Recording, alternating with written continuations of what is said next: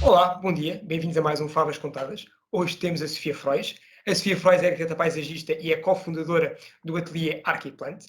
A Arquiplant desenhou e implementou um corredor ecológico na zona de Samora Correia, na exploração do Monte de Santo Isidro, do engenheiro José Pereira Palha.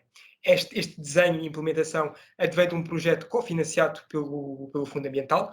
O projeto é intitulado Segunda Via, cujo objetivo é o desenvolvimento de um modelo de gestão agrícola moderna que contabiliza a rentabilidade da produção agrícola com as práticas da conservação e restauração de habitats ecológicos. Portanto, Sofia, antes de mais, muito obrigado por teres aceito este convite para esta pequena entrevista, para esta pequena conversa. Portanto, eu que se calhar começava por saber o que é que foi feito neste corredor ecológico, como é que foi implementado, quais é que foram as espécies. Okay. Olá, Lúcio, muito obrigada mesmo por este convite. No seguimento do que estavas a dizer, vou se calhar aqui começar por dar um pouco da localização, onde estivemos a intervir. O corredor ecológico foi instalado na zona do Valado, nomeadamente no cabeço que divide o Rio Sorraia das culturas forrageiras da exploração. Trata-se de uma zona improdutiva, sem qualquer tipo de ocupação cultural, e por isso começámos por instalar duas linhas de vegetação, uma de árvores e outra de arbustos, tudo com plantas florestais e com auxílio de protetores florestais e tutores. Relativamente à vegetação escolhida, esta está de acordo com as que podemos encontrar ao longo das margens do rio, nomeadamente os chopos, medronheiros, sabugueiros, amieiros, os folhados, os loendros, as coronilas, os pilreteiros, acho que posso parar, entre outras espécies. E estamos a falar de vegetação autóctone e com necessidades hídricas adaptadas ao meio, que promove a sua melhor adaptação e a regeneração natural dos habitats. O que é que conseguimos com isto? Contribuir para o aumento do capital natural e para a valorização paisagística do meio.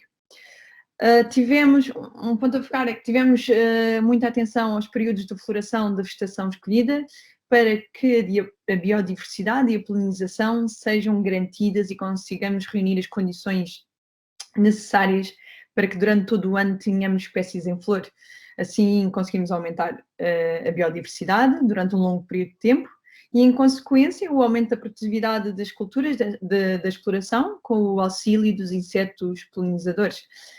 Pediste-me para ver alguns períodos de floração de algumas plantas que instalámos. Temos, por exemplo, os chopos, entre fevereiro a março, os madronheiros de outubro a fevereiro.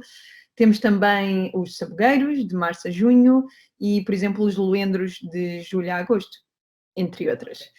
Muito bem, então e agora diz-me só uma coisa, relativamente ao impacto potencial que estes corredores ecológicos têm a quanto da sua instalação, portanto, qual é que é o potencial impacto que eles têm, quer seja para o desempenho ambiental da exploração, quer seja para o desempenho da produtividade das culturas que lhe são adjacentes ou que estão presentes na exploração? Ok, sim, diria que o impacto seria sempre positivo. Podemos começar com o da produtividade, o impacto na produtividade das culturas. Estes corredores ecológicos, quando bem instalados e formados, diminuem bastante os danos provocados pelos ventos nessas mesmas culturas e também diminuem a possibilidade de contaminação proveniente de outras culturas. Os corredores ecológicos ajudam também a aumentar a temperatura nas áreas envolventes, sobretudo no inverno, o que é muito favorável para estas culturas. Ajudam também a atenuar, por exemplo, a geada, entre outras vantagens. Perguntaste-me também para desempenho, relativamente ao desempenho ambiental. Aqui vamos focar novamente no aumento da biodiversidade. Os corredores ecológicos são áreas mesmo muito ricas e servem de abrigos a muitas espécies, que promovem este tal aumento da biodiversidade e, consequentemente, o aumento das espécies polinizadoras, que são essenciais ao desenvolvimento das culturas, como já falámos, e como é o caso, por exemplo, das abelhas. E se queremos aumentar estas comunidades de abelhas, entre outros insetos polinizadores, é essencial a tal floração escalonada, intercalada, para que haja sempre alimento.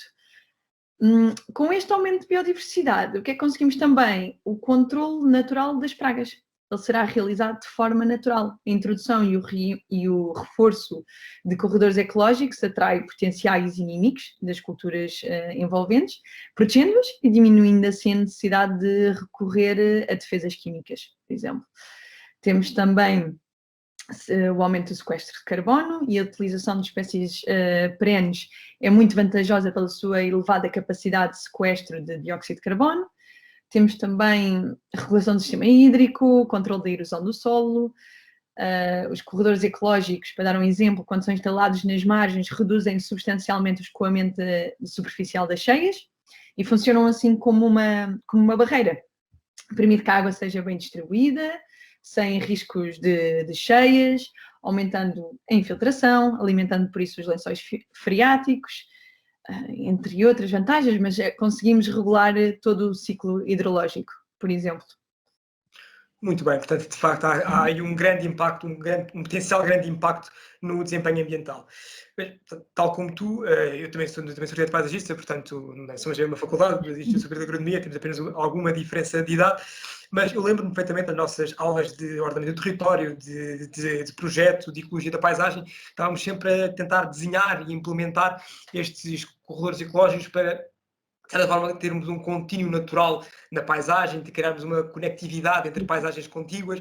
Portanto, estarmos agora a pensar na implementação destas estruturas, destes corredores ecológicos e outras estruturas que poderão existir numa escala de exploração agrícola, portanto, tem esses potenciais impactos muito positivos para o meio ambiente, mas também podemos pensar nisto como se fosse uma instalação ao longo de uma paisagem agrícola, feita por várias explorações agrícolas, portanto, uma escala ainda maior, certo? Bem, sim, claramente. Ambas as escalas são muito importantes. Estas estruturas, estes corredores ecológicos, estão mais que adaptados às explorações, quer seja pelo seu desempenho que traz às culturas e como pelo seu desempenho ambiental, como já dissemos. Agora, se trabalharmos estas operações em rede, será ainda mais benéfico do que trabalhar de forma individual de exploração para exploração, porque ao estarmos a aumentar a complexidade ecológica nas explorações agrícolas, beneficiamos a biodiversidade e os serviços destes ecossistemas. Por isso, como estavas a dizer, devemos pensar em continuidade e conectividade e fazê-la à escala da paisagem terá um benefício muito maior. Claro, e por acaso, este tipo de projetos e de abordagens que estamos agora aqui a falar também é interessante porque vem dar uma nova imagem à agricultura. Portanto, temos aqui a falar de uma agricultura mais virada para o meio ambiente, e depois que, de facto, estamos aqui a falar de um investimento em áreas que não são produtivas ou são pouco produtivas. Portanto, temos claramente aqui uma abordagem diferente à agricultura, portanto, uma nova imagem de uma agricultura mais preocupada com o meio ambiente e com a biodiversidade. Bem, sim, claramente a preocupação ambiental aumentou. Claro que há sempre casos e exceções em que um agricultor, por praticar más práticas agrícolas, pode passar a mensagem errada de que isso é a generalidade.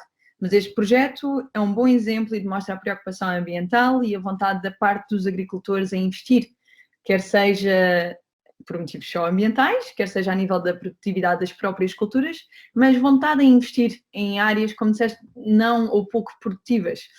Temos já explorações sustentáveis, temos muitas explorações sustentáveis que prestam serviço aos ecossistemas bastante valiosos. E é importante este setor comunicar este novo desempenho ambiental que a introdução destas estruturas proporciona às culturas. E dar noção e explicar aos agricultores atuais e aos futuros agricultores que competitividade e rentabilidade agrícola são totais compatíveis com a sustentabilidade do meio ambiente. De facto, essa última frase, essa última mensagem que tu disseste é claramente um dos grandes objetivos deste projeto, é de facto difundir esta ideia e dar esta ideia a todos os agricultores, sejam os futuros ou os atuais. A competitividade e rentabilidade agrícola são de facto descompatíveis com a sustentabilidade do meio ambiente. Isso é mesmo uma mensagem muito forte que temos de comunicar.